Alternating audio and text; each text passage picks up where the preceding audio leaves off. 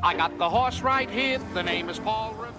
Hello, racing fans, and welcome back to another edition of Handicappers Corner, brought to you by the Derby Bar and Grill. I'm Mike Heads, along with Drew Forster. We're going to go through the Sunday, July 12th races at Hastings. Once again, 8 races on tap, starting at 150.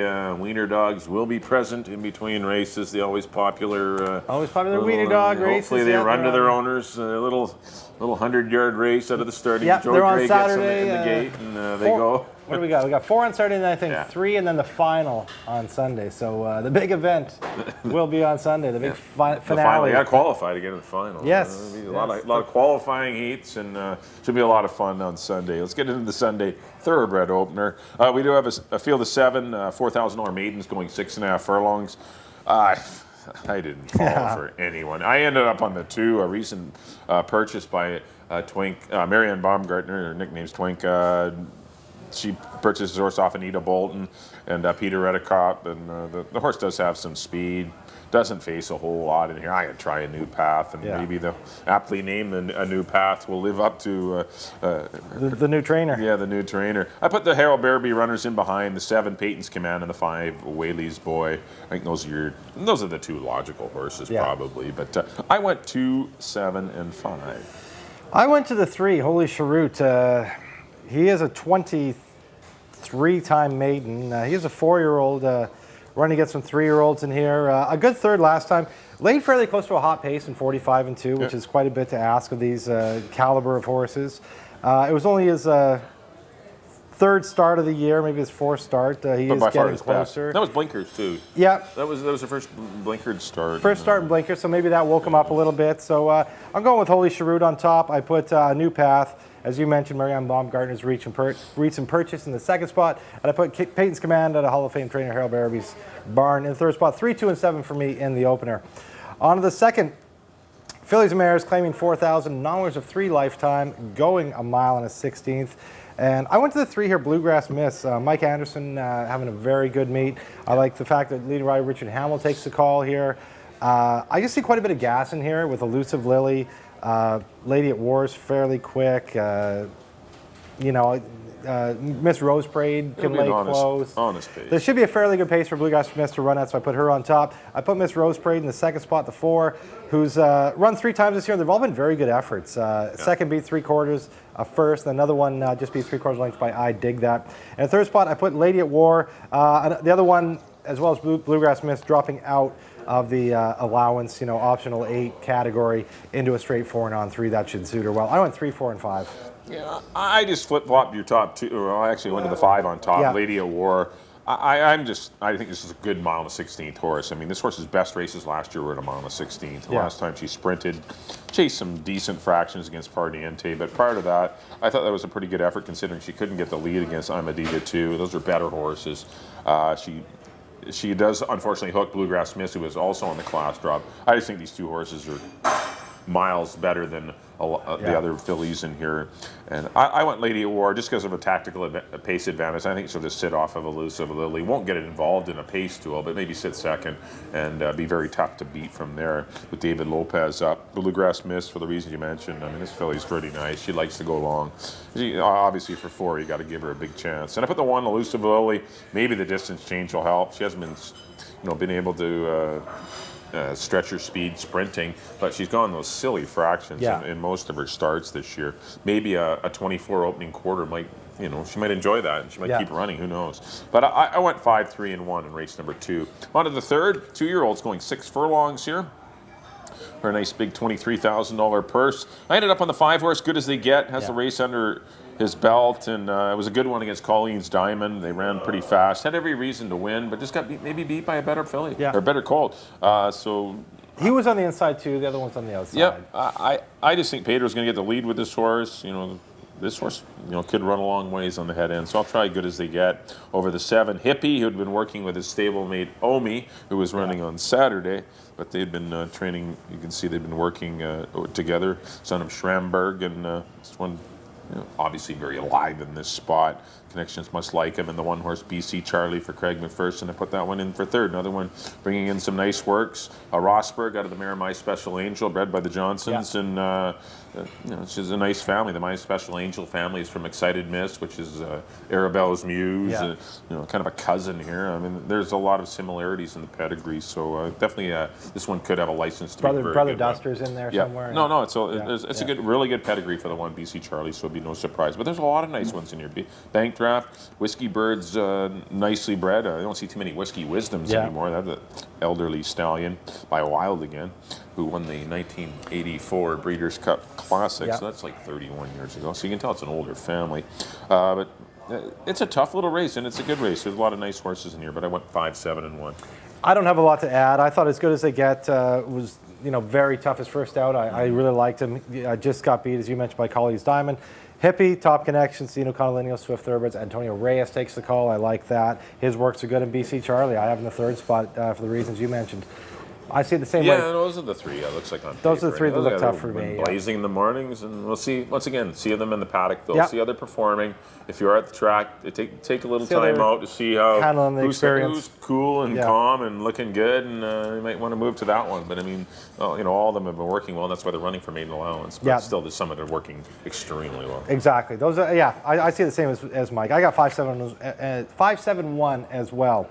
On to the fourth race, a maiden special weight for 3-year-olds and up, going 6.5 furlongs. I went on the 3 here, Torneador out of the Milton Palmer barn. A good second for 25 behind Every Night's a Blur. Then a good second, just got beat a half by Shoe Swap. He moves to Antonio Reyes. I like that move. I got Torneador on top.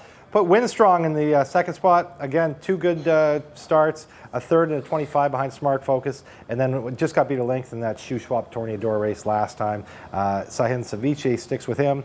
And the third spot, I put first time starter out of the Mike Anderson barn. Mike Anderson, our leading trainer, leading rider, Richard Hamill takes the call. I'm Perfectly Reckless. Works look good. I went 3, 2, and 4 in the fourth. Yeah, I know it's a brother to or sister to. I guess it's Pretty Reckless. Pretty Reckless. I think that's the name of the horse. Pretty Reckless. That Jamie. Dimitri bred. Been breeding horses with. He was working at Todd Mountain Thoroughbreds, Ron and Ray Fawcett for a long time, but now on his own. But best wishes to them. Hopefully that horse runs well, and it could be very alive. Richard Hamill rides. I did go to the 6 horse though. I went to the odds are good. Yeah. Pretty impressed with the 21 and 3, 44 and 2 fractions that were laid down. He was eyeballed the whole way. Yeah, that was and tough, got guzzed late. And he should have got tired late. And still only got beat 3 lengths. Yeah. I still think he's going to run well. Amadeo Perez takes over. That's a big rider change from Wesley Henry to Amadeo Perez. 2-horse Winstrong,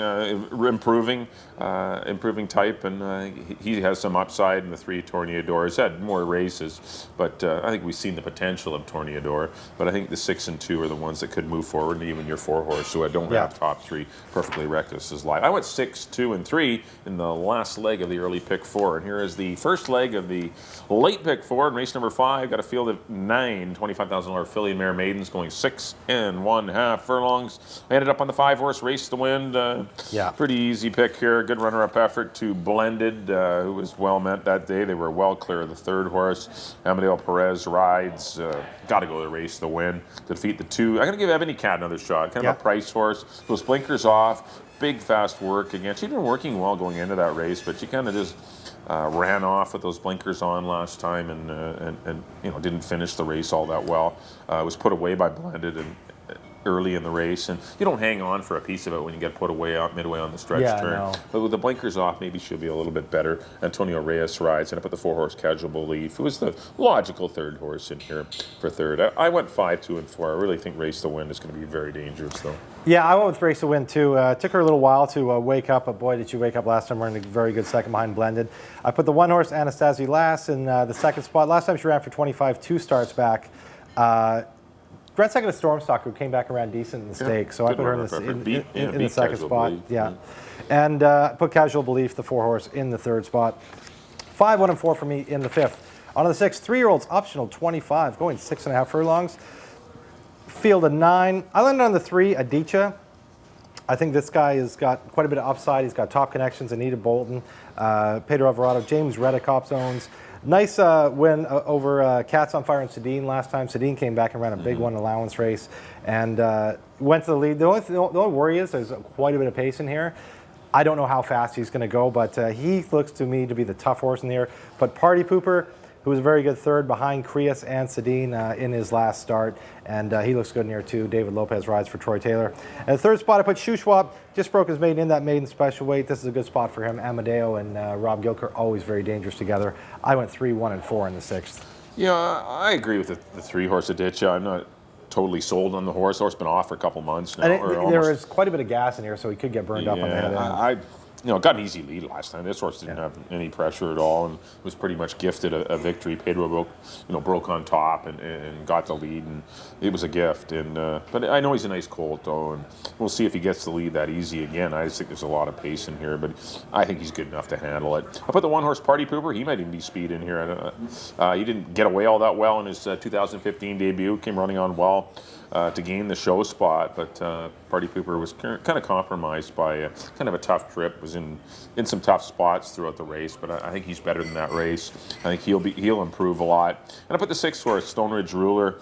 Yeah, I looked at him. Just got I didn't know who to run for third. Merlot came back to run a big one in the stake. Yeah. I just Richard and Craig are doing so well. Just put that one in. I can Shuswap I've left off. This horse can run well. Reyes is off. I guess Gilkers are going, or Rob and Teddy Smith are going with Amadeo. Yeah. I mean, he's riding everything for the barn, so it's not really Antonio taking off to ride the 2, kiss him goodbye. But there's quite a bit of jockeys switching around in here. But I went 3, 1, and 6 in the 6th. On to the 7th race, $4,000 non-2. Phillies and Mares going a mile on the 16th. I ended up on the 6-horse Malachus. I think it was told last year it's Malachus, but because I think it's Greek, it's a Malachus. And I don't know if there's any Greeks involved in the ownership of the horse, but this horse's best races last year were going at a mile and a 16. Yeah. First run this year was an even 4th at long odds to notice in, but I like the stretch out going along. Jeff Birmingham won on the horse last year, and he'll be back aboard for Paddy Leany. So let's go with Malachus over the 2-horse Cape Away. Goes blinkers off on the stretch out. Tried blinkers back on. They've kind of been tinkering with them on and off throughout his career and or her career. But maybe the distance change will help her. And I put the 3-horse Zip 1 in the mix as well. This horse wasn't embarrassed against the boys last time. It gets in against the Phillies, was running against 3-way trade, and a lot tougher. But Colts and Geldings last time. And I think she might be worth a look as well, and might get overlooked because she ran poorly going long last time. Yeah. But once again, it was against the boys, and that's a big note. I went 6, 2, and 3. I didn't love anyone in here, but I went 6, 2, 3. I did take the other horse that comes out of that boys race was the 5 Delta Beauty. Phil Hall having a very good meet. Excellent meet. The Phillies only ran long twice. She does have a win under her belt. The other time that she ran long, like 2 back with Hamilboard, she ran long for the first time she won. Yep. Then she ran back going long, but that was against the boys. So now she gets in against the girls. And another one, daughter finale, that does want to go long. I put Malachus, your top pick, another one. 2 starts going long, a first and a second. As you mentioned, one that does want to go longer. And the 2 Cape Away I put in the 3rd spot. I went 5, 6, and 2 in the 7th. On the 8th, 3-year-olds and up, $8,000 claiming race, non-2, non-3 BC bred. And I went on the 4 here, Peyton's Best. Been running for much higher all of his career. Dropped into the 4 non-2 level last time. Absolutely, was the best horse in the race. Does take a small jump up to the $8,000 level, but I think he can handle it. I like the fact that Pedro Alvarado sticks with him. I got him on top. I went lead the pack, a new one out of the Taylor Anderson barn. Comes out of California. Nice little record on this horse. He's only 3. He's a candy ride, but he's only ran 4 times. He does have a win in 2 seconds to his credit. The only time he missed the board was his first start for a maiden 30 down at Santa Anita. After going to Golden Gate, he had 2 wins a win in 2 seconds. That was in the $4,000 non-2 level, but I think he can take the jump up to $8,000 non-2 here. And the 3rd spot, I took Wiley's Command, another one that was in that same race as Peyton's Best last time, and it was a long way back to Fashionista behind him. I went 4, 6, and 7. Wow. And you have the other ones. Yeah, I have the other. Well, the only one I don't have is Wee Harry. That probably will be the one that will win the race for Bob Roman. But I went to the 5-horse in here, Similkameen Luke. Was back in blinkers after a poor performance for $16,000 last time. They tried blinkers off last time. And you got to try different things with horses, and sometimes you look great, sometimes it blows up on you. But this horse, his first 2 runs this year were very good. He hooked into Brackendale for 8. I mean, that's bad. That's just unlucky. And I think Similkameen Luke is your speed in the race. Alex Marty re-rides for the Hot Bill Connick Jr. I put the 1 Carson City Brown. I thought it was a good runner-up effort to Similkameen Joey at this level last time. They ran very fast. I don't mind him. And the 2 horse Flame Eternal I gave a shot to. He broke his maiden 2 starts back with Richard. Shipped down to Emerald Downs. Got beat up a little bit there, but that was for 12-5. Gets back in here at Hastings, and maybe another pace horse, though, that could be in the mix. I went 5, 1, and 2. Obviously, a race that you might need a few horses, because Drew and I kind of, we touched on almost every horse. We pretty much have them all. And it's really, you can't. We got 6 of the 7. Love any of them. I mean, I actually do like some Milkameen Luke. I think that horse is. After that, I have not a clue. Any of them can win. Well, that'll do it for the analysis of the Sunday afternoon program. Next up on screen will be a recap of the selections. Here's my selections. Back in race number 1, I went to the 2 horse, A New Path. I went 2-7-5. Race number 2, I went to the 5, Lady of War, over the 3, Bluegrass Smiths. But I like them both. I think you need them both in the early pick 4, or whatever wagers you're playing. 5-3-1 for me in the second. Third race, I went to the 5, Good As They Get, over the 7, Hippie, and the 1, BC Charlie, 5-7-1 in the 2-year-old 6 furlong race in race 3. Race number 4, I went to the 6, The Odds Are Good. That'll be maybe full brothers or half brothers winning race 3 and 4. Both out of the mare, The Odds Are Good, or the mare, What Are the Odds? That's right.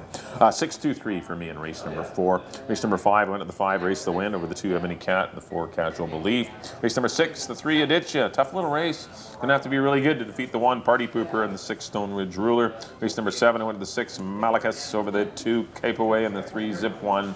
And the 8th and final. I like the 5, Similkameen Luke. I went 5, 1, and 2. Here comes Drew. There we go. In the first race, I went to the 3, Holy Cheroot, over the 2 and the 7. In the second, I went to the 3 again, Bluegrass Mists, over the 4 and the 5. In the third, the maiden special weight, I went to the 5, Good As They Get, over the 7, Hippie, and the 1, BC Charlie. In the fourth, I went to Torneador, the 3, over the 2 and the 4. In the fifth, I went with Mike On, number 5, Race the Wind, over the 1 and the 4. In the 6th, I went to the 3, Aditya, over the 1 and the 4. In the 7th, I went to the 5, Delta Beauty, over the 6 and the 2. And in the nightcap, the 8th, I went to the 4, Peyton's Best, over the 6 and the 7. All right, that'll do it for the Sunday, July the 12th edition of Handicappers Corner, brought to you by the Derby Bar and Grill. Just a quick reminder, the racing does resume next Saturday and Sunday, the 18th and 19th. We're still on the Saturday-Sunday schedule. Both days will be at 1:50. We'll have 7 races on Saturday and 8 races on Sunday. Still lots of great simulcasting going on, and if you can't make it out of the track, get out here to the Derby Bar and Grill. Always good food specials and lots of selection. Great place on to the watch television. the races. Lots of selection. There's lots of racing going on the simulcast screens here at the Derby Bar and Grill. Well, thanks for tuning in, everyone. We'll see you next, or on behalf of Drew. Yeah, we'll see you next. We'll see you next Saturday. For the next Saturday show. Tune in next time for Handicappers Corner.